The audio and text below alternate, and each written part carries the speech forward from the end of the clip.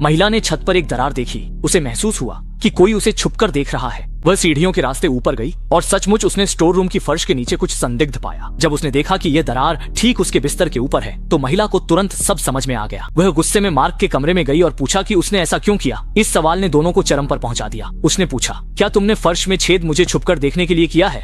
Mark ने स्वीकारा, हाँ मैंने किया, क्योंकि मैं देखना चाहता था कि क्या तुम पापा के पीठ पीछे किसी और से रिश्ता रख रही हो।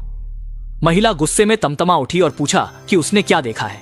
मार्क बोला, जो देखना था और जो नहीं सब देख लिया। दोबारा दिखाओगी तो मुझे आपत्ति नहीं होगी। सौतेले बेटे ने यह भी बता दिया कि उसने अपनी सगी माँ की जान ले ली थी। महिला ने यह सुनकर कोई खास ध्यान नहीं दिया। वह मासूमियत से सोच रही थी कि यह बस एक मजाक है। लेकिन कुछ दिनों बाद सौतेली माँ को पता चल गया कि मार्क ने उसकी निजी कपड़े चुपके से छुपा रखे हैं। मार्क को सही रास्ते पर लाने के लिए महिला खुद उसके पास गई और चिंता जताते हुए पूछा कि क्या उसे नए कपड़े चाहिए, वह उसके लिए खरीद सकती है। असल में महिला प्यार से मार्क को बदलना चाहती थी, लेकिन मार्क पर इसका कोई असर नहीं हुआ। इसके बाद महिला ने मार्क की माँ की मौत का कारण पूछा, लेकिन मार्क चुप रहा। बाद में महिला पहली पत्नी की दोस्त से मिली। उसने बताया कि पहली पत्नी की मौत बाथटब में करंट से हुई थी और तब घर में सिर्फ मार्क था। महिला को यकीन हो गया कि यह मार्क की करतूत है। जब पिता घर पर नहीं होते, मार्क अक्सर आधी रात को सौतेली माँ के कमरे में घुसकर उसे सोते हुए देखता था।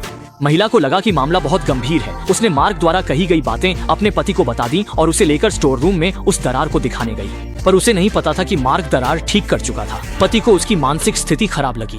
अगले कुछ दिनों में मार्क अक्सर अपनी सौतेली माँ के कमरे में सोने की जिद करता रहा, लेकिन महिला ने उसे साफ मना कर दिया। अंदाजा नहीं था कि महिला को जान से मारने की धमकी मिलेगी, जिससे वह मानसिक रूप से टूट गई। मौत का इंतजार करने से अच्छा है कि पलटकर वार किया जाए। तूफानी रात में महिला दबे पांव मार्क के कमरे में घुसी, तकिया उठाया और बिना झिझक उसे दबा दिया। पति ने आवाज सुनकर पत्नी को रोक लिया। उसे बीमार समझकर मानसिक अस्पताल में भर्ती कराया। 6 महीने बाद वह ठीक होकर लौटी तो पति ने समारोह रखा। मार्क ने सौतेली माँ से अकेले में कहा कि वह उसे याद करता था और अब नुकसान नहीं पहुंचाएगा। वह पिता को हटाकर सौतेली माँ के साथ रहना चाहता था। महिला मान गई। फिर मार्क को ले जाकर उसका प्रिय खिलौना बाहर फेंक दिया।